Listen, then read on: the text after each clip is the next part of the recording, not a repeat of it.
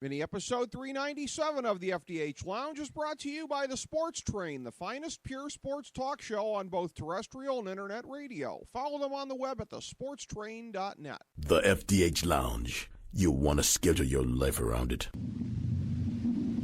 A long time ago, on a gloomy, wet Cleveland spring night, two men stand alone amidst the late-night drizzle. Their voices echo across the vacant station parking lot as they debate the merits of the great American radio show that have been missing for far too long. On that night, an idea was born. That idea became the FDH Lounge.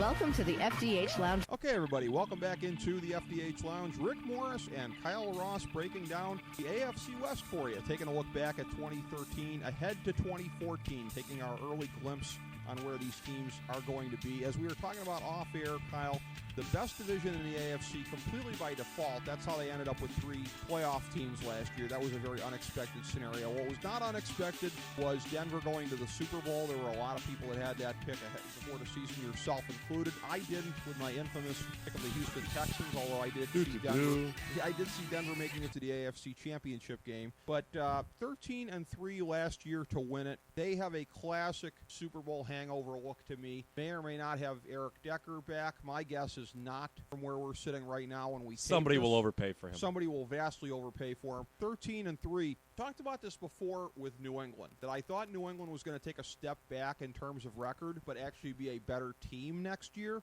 I think the opposite is true with Denver. They're going to regress, in my book, from 13-3 to 11-5, and 11 wins is still pretty good, but that's basically more or less by default when you look at the bad AFC. But again, I think Denver's going to take a step back, and unlike New England, be a worse team than they were last year. And that may be very instructive when we get the playoff time, because I think New England will be a better team next January, and Denver will be a worse team next January. The high water mark, I hate to say it for all you Denver people out there, I don't think the Peyton Manning era is ever going to look any better than it did going into the Super Bowl. I think that's the crest of it. I agree. Now, to be fair, before last year started, I said that they would not match the previous year's 13-win total, and they did. I had them at 11-5. Did pick them to win the AFC. I had them at 13-3, but okay. Yeah, that's mostly because I had no respect for the rest of the division. Yeah, I mean, I typically don't like to pick a lot of teams that do 12-4 and better. As you know, I usually kind of stay between 11-5 and 5-11 for preseason picks. But I'm with you. Denver's not going to win as many games next year. I'll say it for a second straight year. This year, it's going to happen.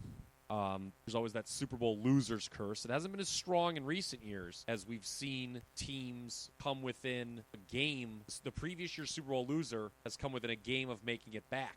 You had the stat. When was the last time that happened? The Super Bowl loser made it back. Oh, it was Buffalo, right? Yeah, that was the last time they made it back. The last time they made it back and won was the perfect team, the 72 Dolphins, coming off of the loss the previous year in the Super Bowl to the Dallas Cowboys. So okay. It's been since Super Bowl 7 they've done that. I will say this in fairness, though.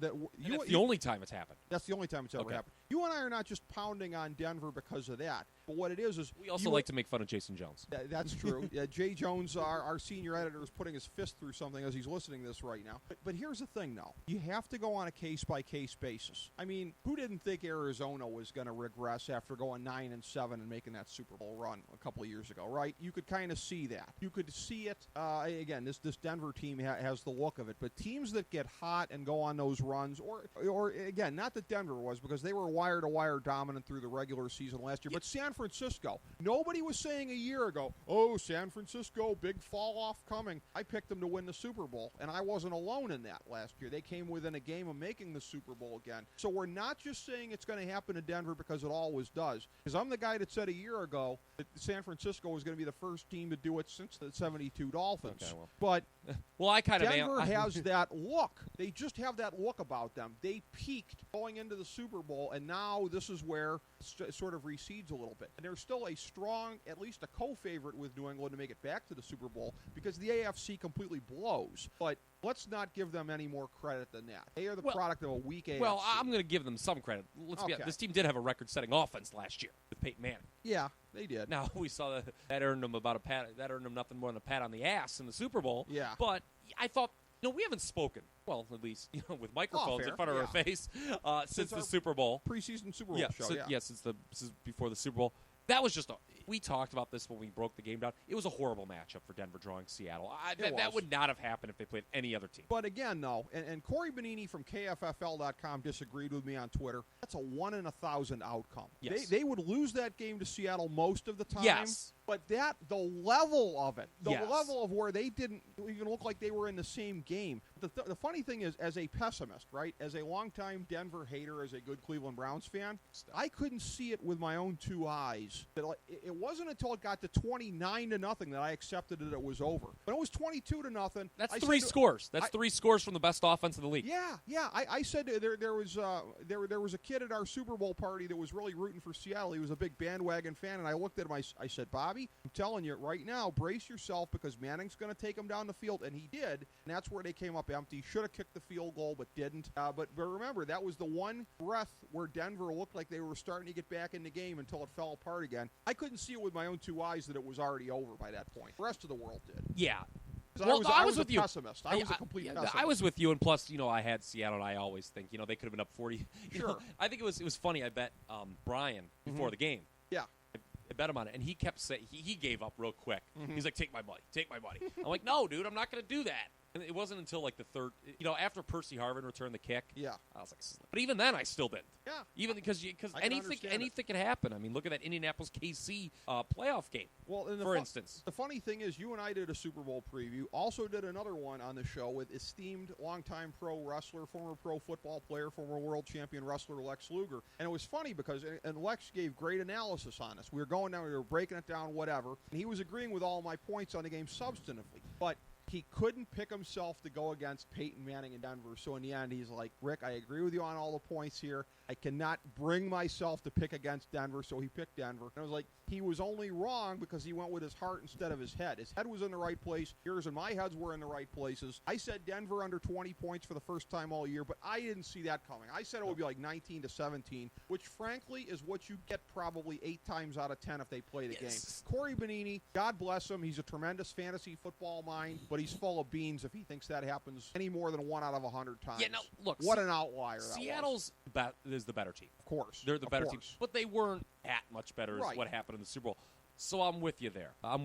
Now, I'll say this. I'm picking Denver to kind of regress because of history, actually. I'm not saying now. History and circumstances together for me is what I'm saying. Yes. History and that, look, teams that lose the Super Bowl don't get back there the next year. Right. They're not the 49ers coming off of the year before. Circumstance because there's going to be hangover. I mean, when you take a ass whipping like that, I mean, you start doubting yourself. It's kind of, not apples to apples like what we talked about with Cincinnati. Yeah. In that, Cincinnati just keeps losing playoff games with Andy Dalton. But there are some similarities there in where all of a sudden it's like, oh, God, have we peaked? Yeah. I mean, you get the feeling that last year was Denver's shot.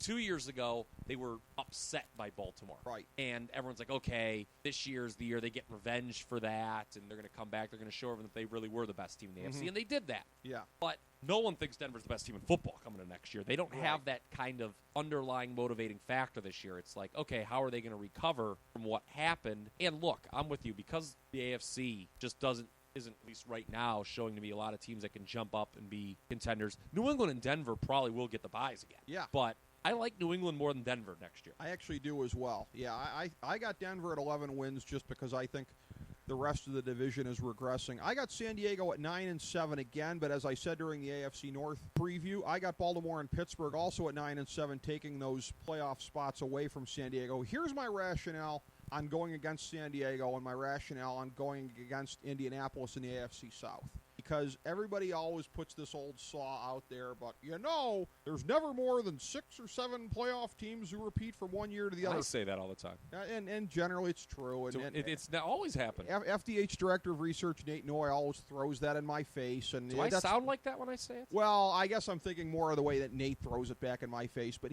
so here's my rationale.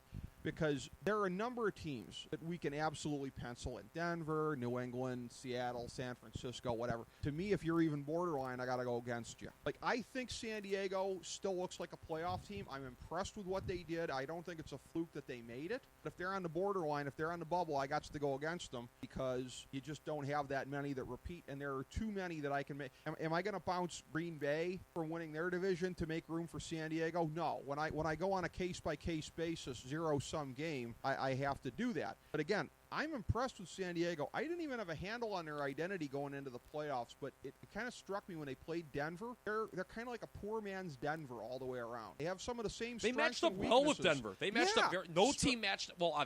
Seattle obviously matched up quite well with Denver. But besides that, no team had played Denver better than San Diego. But they're like a mini-me as far as a lot of Denver's strengths and everything. Like, they're not as good at a lot of the things Denver does, but they do a lot of the same things very well. And, well, there's a reason for that. Mike McCoy. Yes. The former Denver offensive coordinator is another head coach. He's only been there for 1 year. I mean, that doesn't give you a long time. San Diego didn't look like Denver mini-me 2 years ago under Norv Turner. They just looked stupid. No, but I'm just saying. I mean, it's a lot. So if you think McCoy has something to do with it, then that's a trend that should only accelerate over time. The thing I'd be worried about if I was San Diego is I got them taking a step back this year like I do for Indianapolis, even though I would say, based on how they played, I am a buyer on them long term. Problem that they have that Indianapolis doesn't have. Because for Indianapolis, Andrew Luck came into the league in 2012. Philip Rivers came into the league in 2004. We are getting to now or never time in the Philip Rivers window. God, did he look good last year, though? He did. It was and here's the thing. San Diego was the team for me in the AFC I had the least read on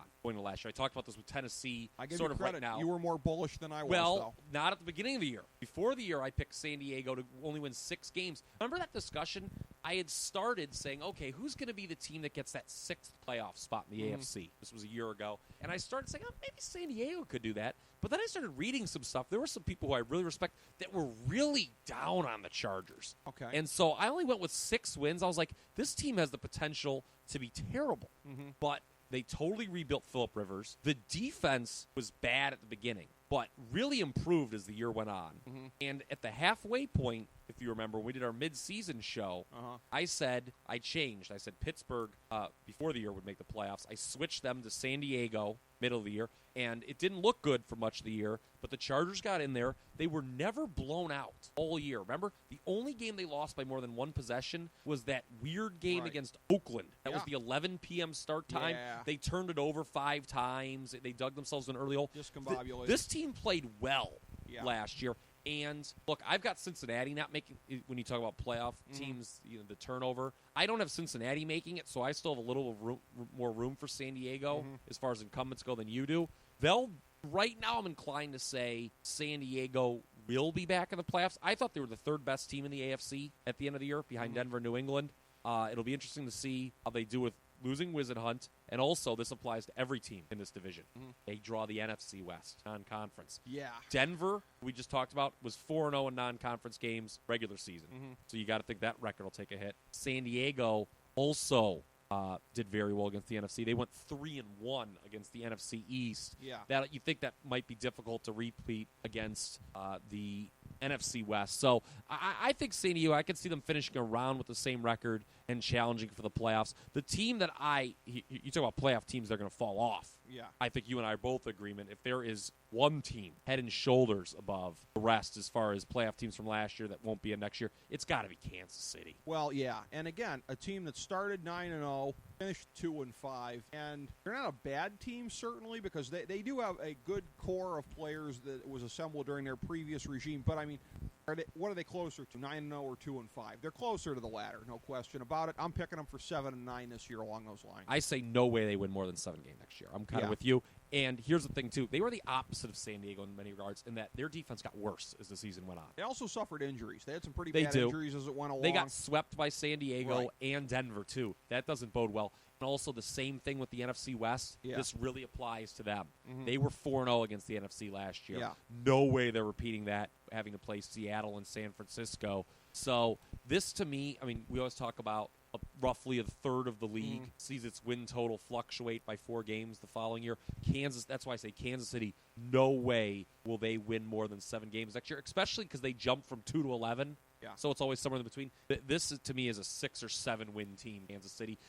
Turnover differential for them was outstanding as well. So that's always heralds a fluke also. Yeah, they led the AFC in turnover differential. I believe they were somewhere in the neighborhood of plus 18. Yeah. So, yeah, no way that this team will match last year's win total or even come close of 11 games.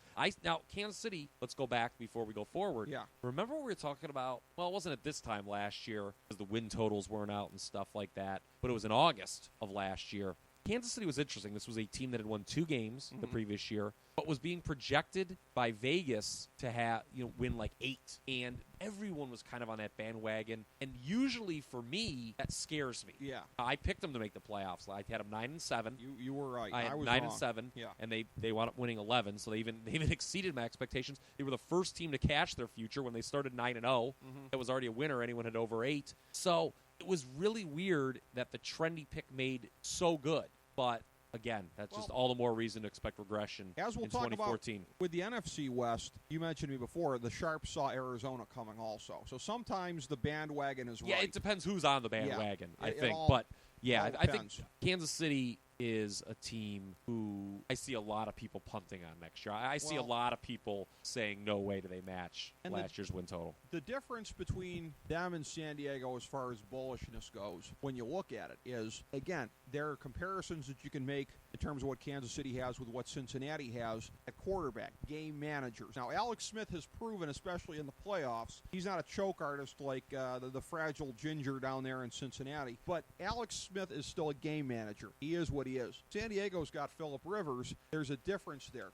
Kansas City has a built-in ceiling the way that they are right now. Something else we haven't talked about with San Diego. What? Keenan Allen. How key was he? Remember that they lost Big. both starting receivers in the preseason. Yes. So Phillip Rivers is going to have more weapons at his disposal. Yes. Kansas City, we talked about this with Denver, crushing playoff loss they have to deal with. And Andy Reid kind of came out a week later and said, we're still trying to get over this thing. Yeah. They blew that huge halftime lead in Indianapolis. And, they're not as good as Denver, obviously. So all signs point to Kansas City probably being the biggest regressor in 2014. You'd have to think If I could so. beat that drum one more time. Yeah, I would agree. Well, 36 takeaways they had last year. I got them regressing 4 games. Yeah, so easy, like I said. As I'm eyeballing here, that is one of the bigger ones, at least in the AFC for me here. That leaves us to the last team in the AFC we haven't talked about, and a team that doesn't deserve to be discussed very much. The Oakland Raiders, 4-12 last year. Another putrid year, yet still overperforming my win total for them, and overperforming what my win total is for them this year.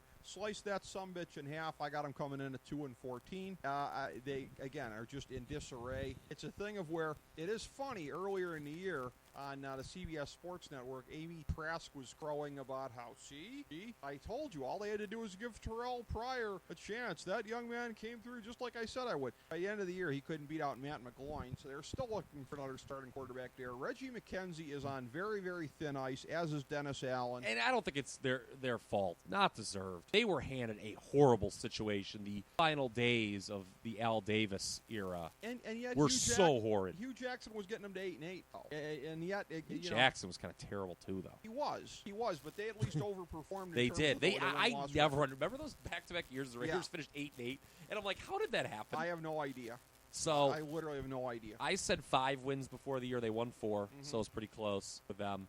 I don't pick teams to win 2 games. That's just not me. Okay. I don't pick teams to do that poorly. That being said, on paper, this certainly looks like the worst team in the league. Yeah.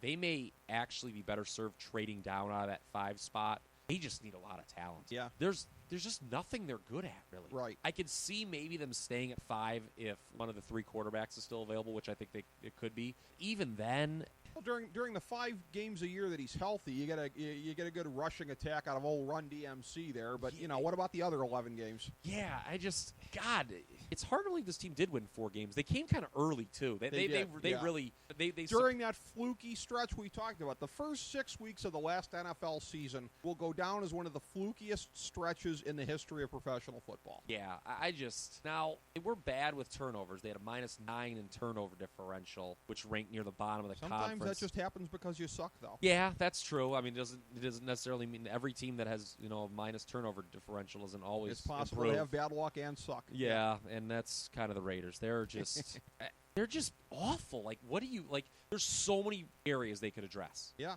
and you can't address them all with one pick. So yeah, I can't see them winning many more than 4 games next year. Yeah, I mean, even if they do win 4 again. It's going to be another brutal year for all of their hardest core supporters on death row because, things are just not looking up. I'll say this. Every year a team does win only like 2 games. And if you force me to say who that team would be this upcoming year, right now it looks to be Oakland. Yep. Yeah, you do not want to be in Oaktown right about now, not least of which because they have a bad football team. Yeah, 2-14 is my pick for them. Denver winning the division by default is my pick. But again, you alluded to this a little bit here. We traditionally, when we're going through the last of our division winners that we do, take an overall look at the conference. I agree with what you said before. I like New England better than Denver. And next year in the AFC Championship game, I have that being reversed. Not least of which because I think I will have the AFC Championship game being in Foxborough. That will make something of a difference. But again, to me, New England is a better team next year. Denver a worse team. I expect that to manifest itself. One more Brady versus Manning AFC Championship game. This time Brady comes out on top. It says right here. I'll agree with that right now. Certainly subject to change. I'll Okay. go on the record in August. But, yeah, right now, other than New England and Denver, I can't go on a limb with any of the other teams in the AFC to win this conference. Ooh. So, yeah, I'm with you. All right. You heard it here first, folks. It will be New England over Denver in the AFC Championship game next year from Rick Morris and Kyle Ross. How about that, Kyle? As we bring the show to a close, we would like to extend our deepest gratitude to NBC, CBS, ABC, Fox, all Clear Channel affiliates, TNT, TBS, USA, UPN, Deadspin.com, YouTube.com, YTMND.com, MySpace.com, various blogs, Fox News, CNN, CNBC, MSNBC, IamBoard.com, Billboard.com, Google.com, ESPN, ESPN2, ESPN News, ESPN Classic, NBA TV, NFL Network, Sports Time Ohio, Athlon Magazine, Comedy Central, Cartoon Network, The Boomerang Channel, QVC, BET, The Spice Channel, Steno Notebooks, Manwich, Papermate Office Supplies, waitresses, strippers, bartenders, garbage men, janitors, microwave popcorn, the writers of The Office, Scrubs, Entourage, My Name is Earl, Oz, Metalocalypse and the Boondocks, Aquafina, and the Periodic Table of Elements.